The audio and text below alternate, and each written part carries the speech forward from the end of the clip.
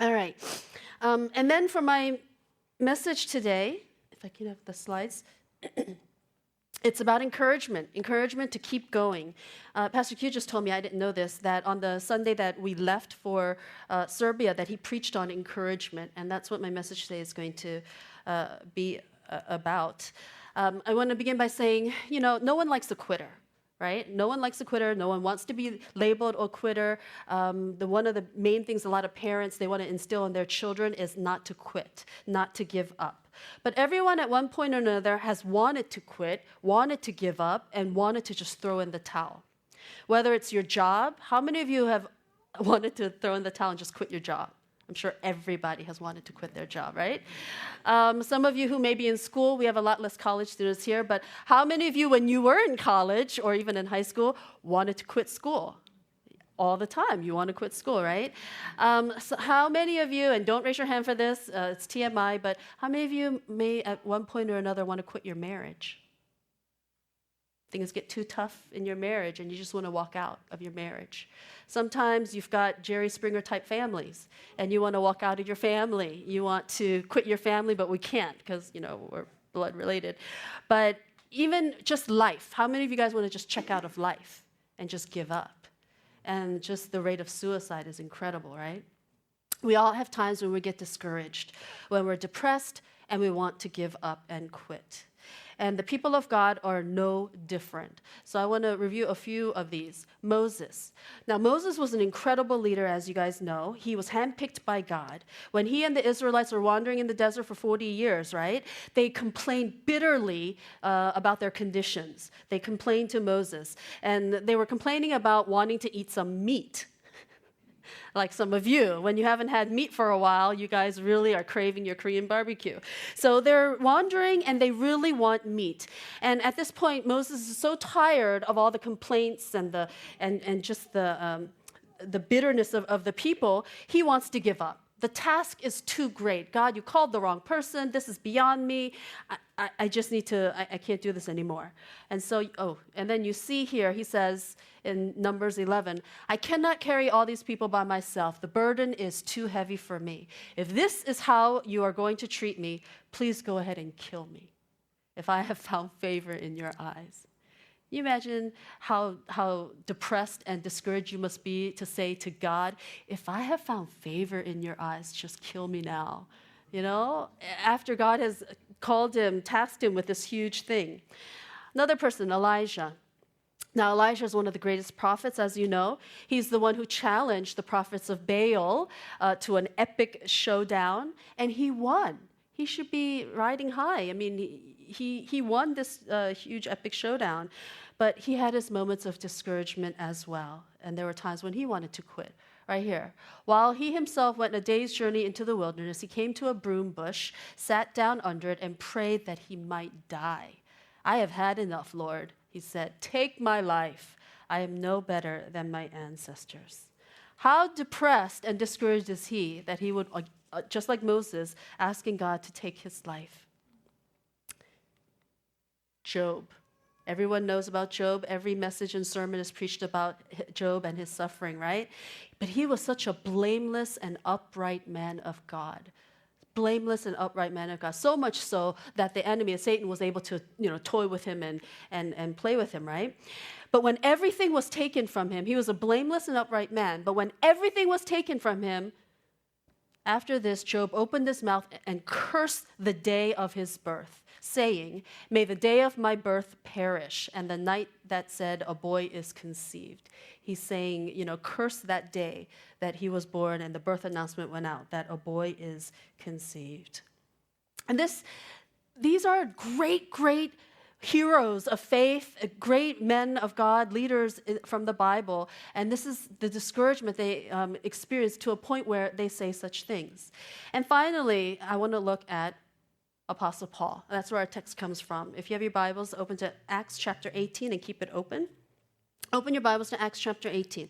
Apostle Paul. Now, we went, and this is fresh on my mind because we were in Turkey and Izmir, which is used to be Smyrna, and then it's Izmir. We were in Istanbul. We were in Athens. And so it's fresh in my mind, the missionary journey of Apostle Paul.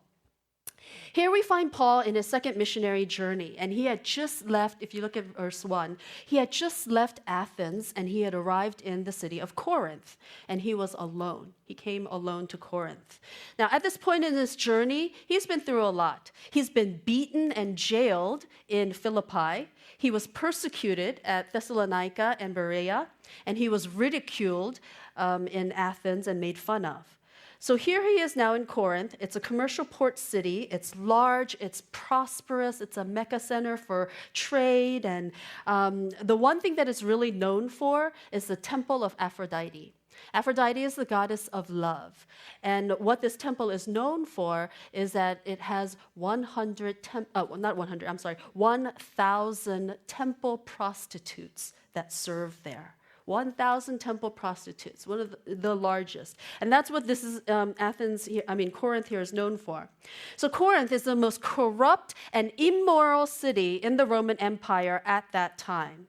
And I believe that Paul was at a low point in his ministry when he arrives here, that he was experiencing discouragement, maybe even depression.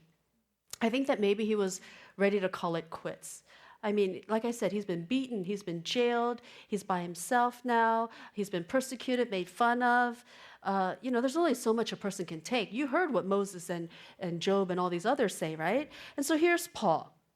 And he writes about this time in 1 Corinthians chapter 2, verse 3. He says, I came to you in weakness with great fear and trembling. And so he's here in Corinth, in weakness, with great fear and trembling. He was feeling overwhelmed by the depravity of the city, the corruption and the immorality. You know, when you are trying to live a holy and consecrated life for the Lord, and you're in the midst of Sin City, and everything is decadence and just all around you, it's really hard. It's such a mental and spiritual drain on you.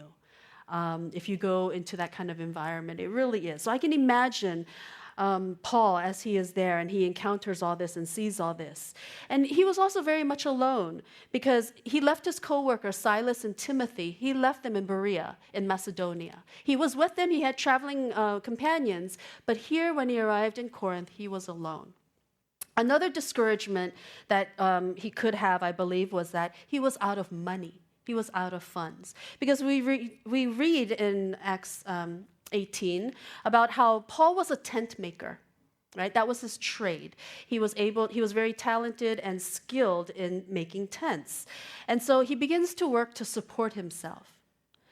And he teams up with this couple, Aquila and Priscilla. It's a husband and wife, Aquila, Priscilla, who are also tent makers. Now, by the way, you've heard the phrase tent making before, right? And even today, that's what we call missionaries in the field who support themselves by working in the local economy. They, instead of having mission support money sent from home or in some other way, missionaries who are out in the field, who work with their hands and work in the local economy, they're called tent makers. I mean, they're not really making tents, but whatever they may be doing, being an accountant, being a nurse, or whatever, if they are working in like a secular job and supporting themselves financially, we call them tent makers. And this is where it comes from here in Acts.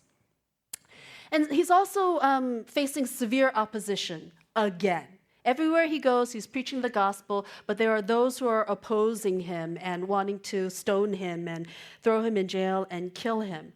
So here he's facing severe opposition again to the message that Jesus was indeed the Messiah. You don't have to wait for another Messiah. Jesus was him. Verse 6 says, "But when they opposed Paul and became abusive, he shook out his clothes in protest." And so it was the Jewish, those in the synagogue, who were being abusive to him, and they opposed him. Paul had a lot of good reasons to be discouraged. Yeah, I would have been too.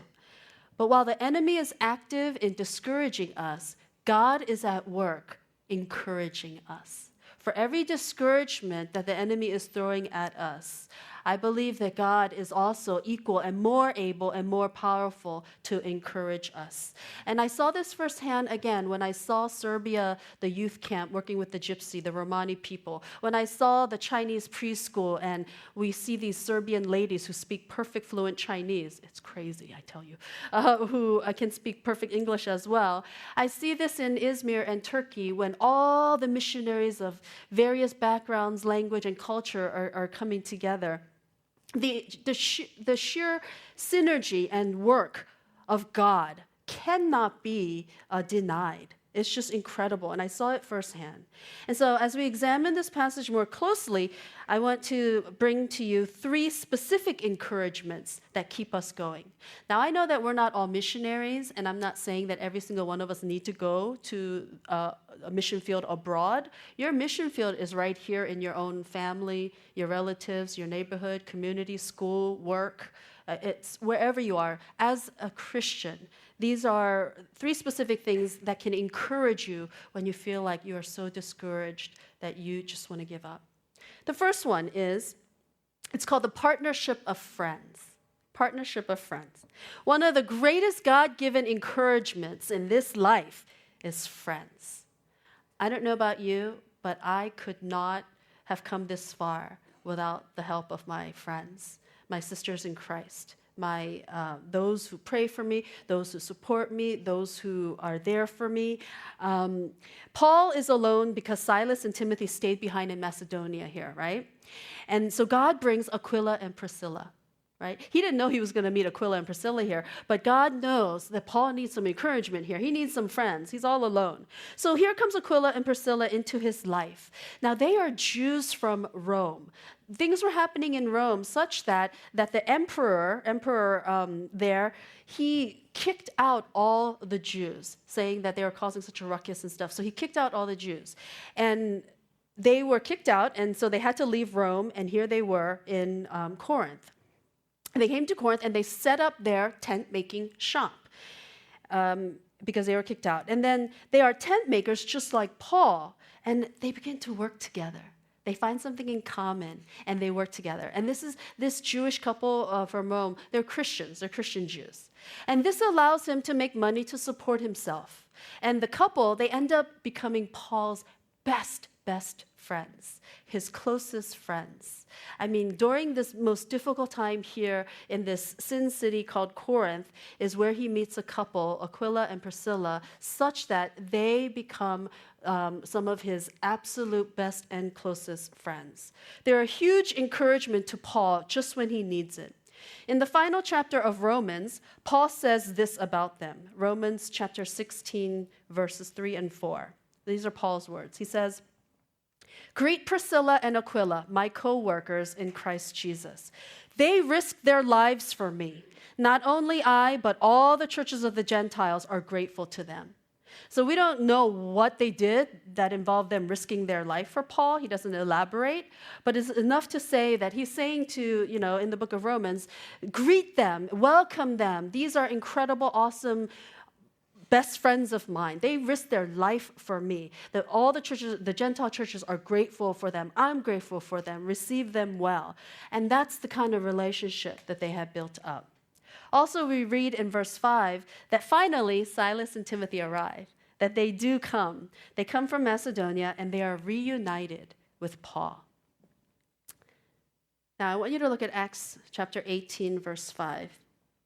It says, "When Silas and Timothy came from Macedonia, Paul devoted himself exclusively to preaching, testifying to the Jews that Jesus was the Messiah." When I read this verse, I'm able to infer 2 possible things. You guys can probably guess. What would you infer from reading this? That when Paul and Silas arrive, Paul devoted himself exclusively to preaching, testifying to the Jews that Jesus was the Messiah. First thing that I might infer is that their arrival allows Paul to devote himself exclusively, it says, to preaching, meaning he's not making tents anymore. He's not working anymore. because he was, teaching and preaching on the Sabbath, because I think on the other days he had to work to make a living and provide for himself, right? But here, when Silas and Timothy arrive, he exclusively can devote himself to preaching and testifying. That leads me to believe and infer maybe that they must have brought money, that they must have brought a gift, a financial gift from the Macedonian churches, from the Christians and churches in Macedonia, that they arrived and they brought him money. So now he didn't have to do the tent making and the working, but he could exclusively spend all his time in preaching and teaching and just concentrate on that. It allowed Paul to concentrate full time now on just that and not have to work. Or the second thing that I might infer from this is that the return of his friends, his companions, must have greatly encouraged and strengthened Paul, so much so that he redoubled his efforts and became more focused and stopped working so that he could spend all his time on preaching. So you could see he might have been discouraged, and so he's spending time away from the preaching thing and working in the marketplace, and just he has to provide for himself, and his basic needs of the day maybe are just becoming more of a priority over things. But when they arrive, it could be because upon their arrival, he's exclusively devoting himself to preaching and testifying and teaching full time. When I read this, I can infer that his friends are here, strength in numbers.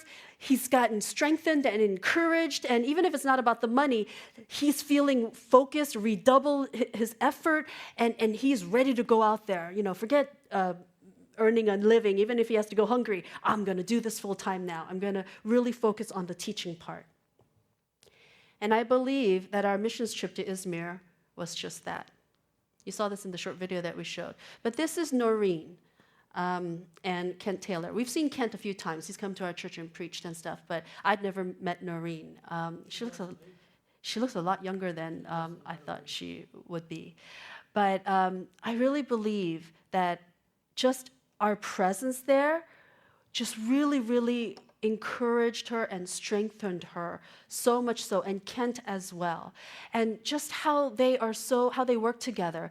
They all went to school together. I don't know if you knew, but Kent and Noreen and Andrew went to school with Pastor John Lee from the Rock Church and his wife, also Pastor Shin and his wife. They all went to Wheaton College together in the Chicago area. So they're all friends. And for us, even though I don't personally know Noreen or Andrew, but when we go and we say, we come in the name of Hope Church, who are best friends with John Lee and Shin Kim, they were so, it's such an encouragement because, it's a small world. You know someone kind of thing. And so when we come to Noreen and say, I bring greetings from not only Pastor Q and Hope Church, but Pastor Shin is a good friend of ours, Pastor John Lee is a very good friend of ours, who are super good friends with them, I think it was just strengthening for her to see us and to hear from us that we are praying. Sure, they know we're praying, but for us to tell them, we're praying for you. Listen, we really are. And I told her, we put it up in our PowerPoint announcements and in our bulletins, and that really just blessed her heart. And even she was telling me, well, actually, she didn't tell me this. Kent told me this. He said that many people are praying, and there have been prophetic words given with specific dates. People have told Noreen, God told me your husband will be released on December 24th. Or, specific dates have been spoken to her, and those dates have come and gone, come and gone, come and gone. And I was talking to Pastor Q about this, and the same thing has been said about Rana, about Rana who's still in the hospital, that she will be fully restored, and she would just completely wake up from her illness as well. Those dates have come and gone, come and gone. So you can imagine the discouragement. Kent actually told me that Noreen's she's not believing anyone anymore because she's been disappointed and disappointed and disappointed. And so when people say, oh, God gave me a new date, he's going to be released next Sunday, she's like, yeah.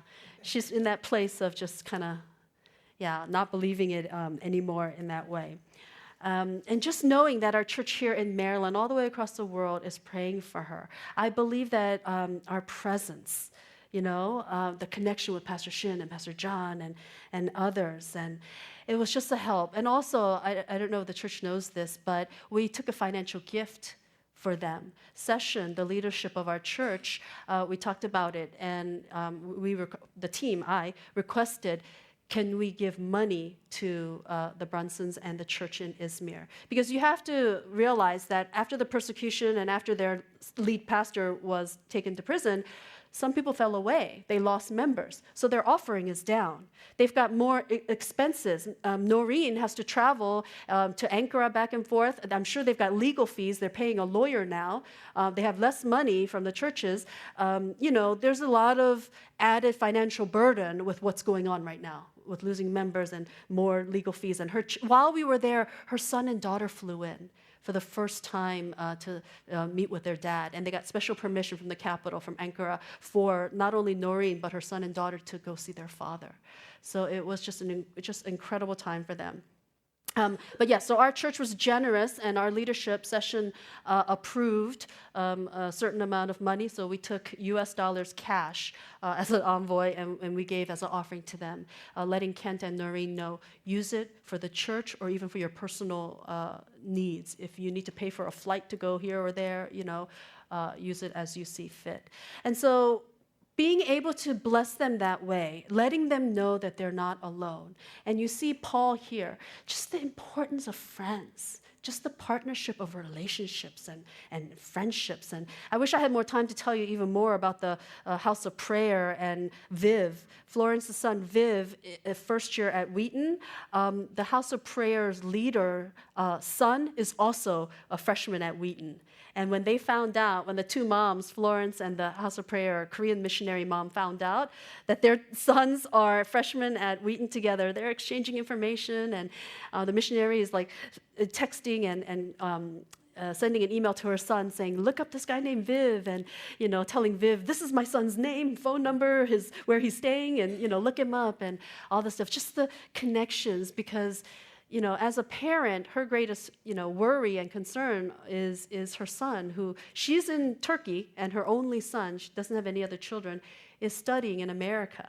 And so to find that connection that Florence's son is a student there, she kept saying, please take care of my son, please take care of my son. She just kept, bowing to Florence, please take care of my son, and to Viv, saying, please, look after my son, become his best friend at Wheaton. And just the load it takes off a mother's heart to even have that connection.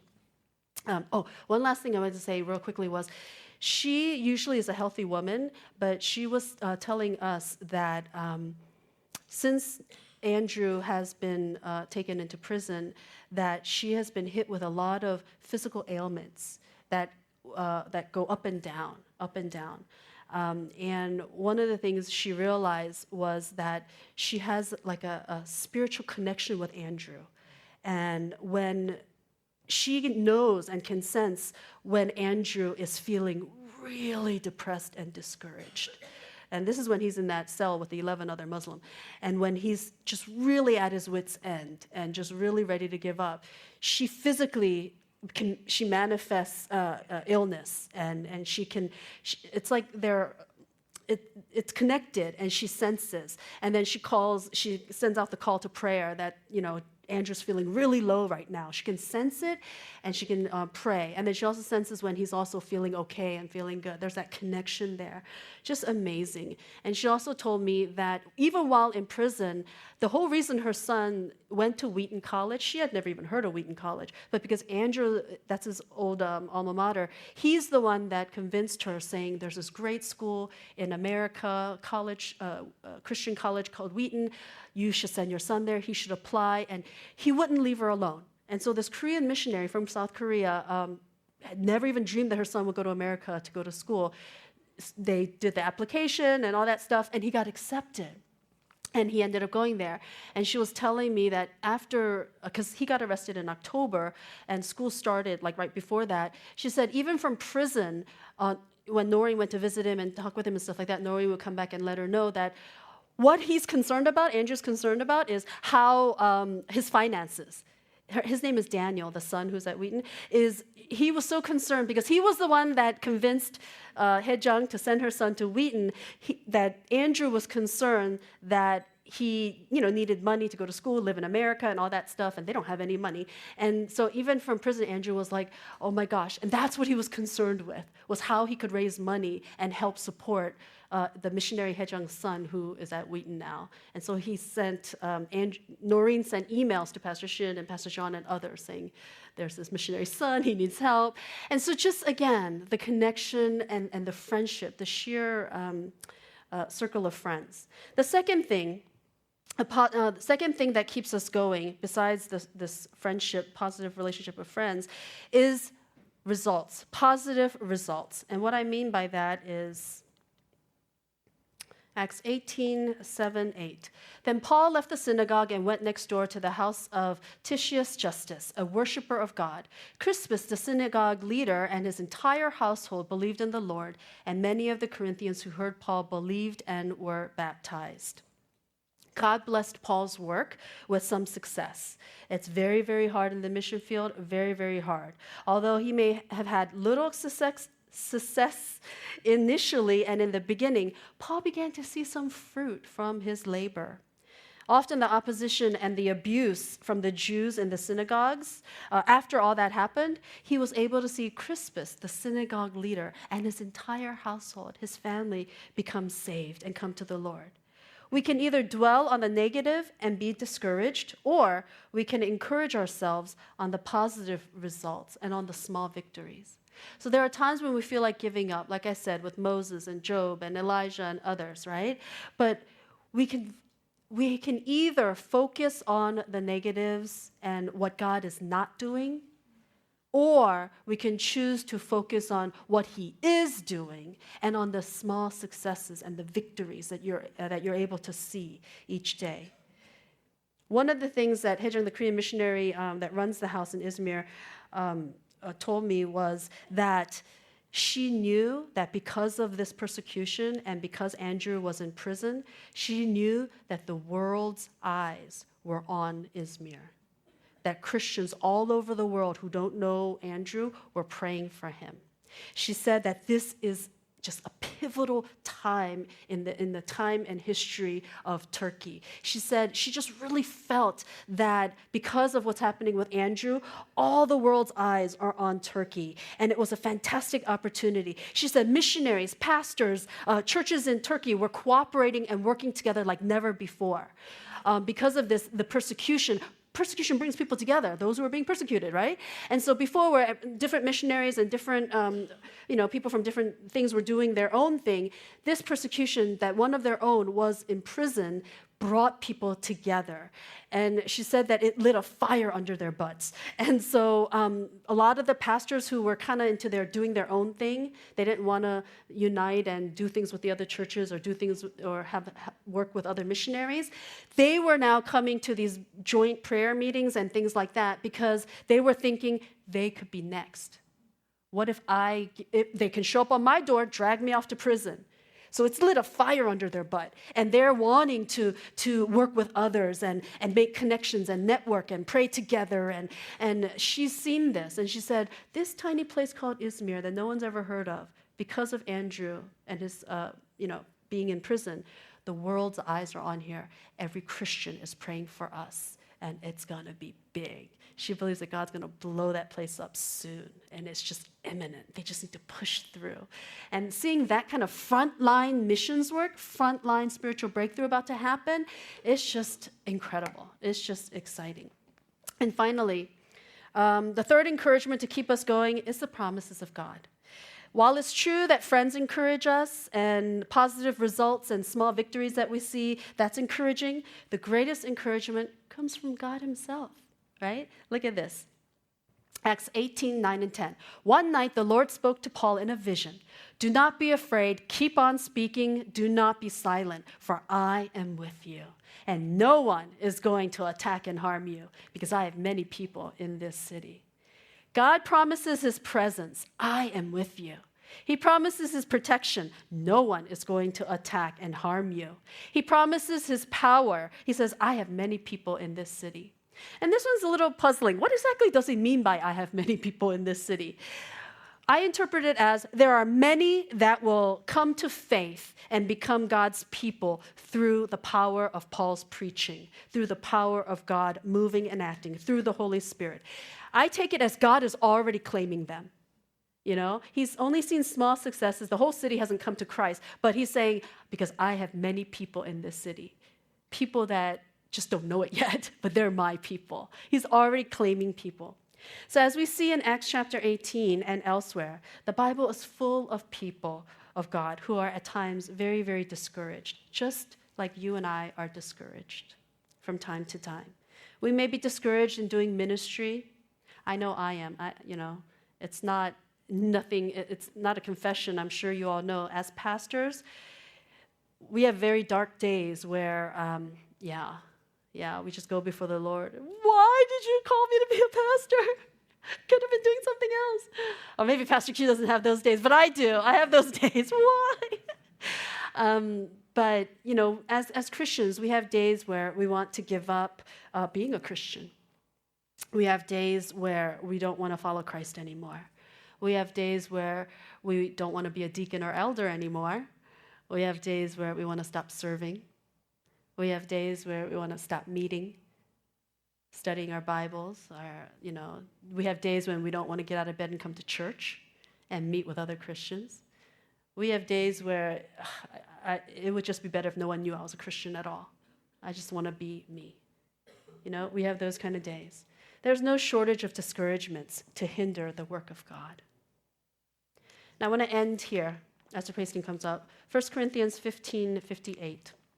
I don't have a slide for it, I think. Do I? Oh, I do. 1 Corinthians 15, verse 58. I want to end with this. Paul says here, "Therefore, my dear brothers and sisters, stand firm. Let nothing move you. Always give yourselves fully to the work of the Lord, because you know that your labor in the Lord is not in vain." These are the exact words that I want to tell all the missionaries in Serbia, in Turkey, in Greece, in Kenya, in every place and everywhere, in Thailand. These are the words: to stand firm and give yourself fully to the work of the Lord, because your labor in the Lord is not in vain. So this is the encouragement for all of us. If you're feeling discouraged or you feel like giving up, maybe do you need the ministry of friends? Seek out friends and make those connections. Do you need to focus maybe on the successes? Stop looking at what God's not doing or hasn't done for you, and look at the successes and the small victories that are there. Focus on those. Or do you need to hear directly from God, as Paul had that vision and God spoke directly to him, saying, "I am here for you. No one will harm you." And maybe that's what you're waiting on, that you need to hear directly from the Lord.